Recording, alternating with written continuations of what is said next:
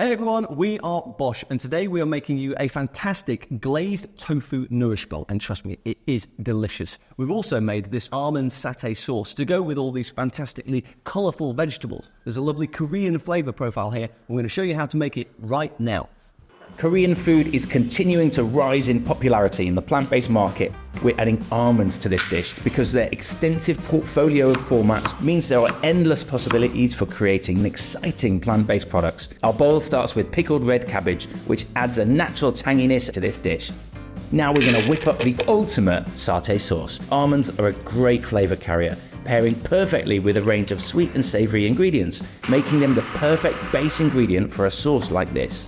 Next up, tofu. We're frying it to crispy perfection, then glazing it with a mix of gochujang and maple syrup for that irresistible sticky and sweet spicy kick. Served with rice, monchu, edamame beans and kimchi, it's all brought together with sesame seeds and drizzled with that delicious almond satay sauce. Not only can almonds bring a unique texture to dishes, they're also packed with 6 grams of protein per serving, making our satay sauce nutritious as well as delicious. Cheers. Cheers. Oh, wow. Oh, yeah.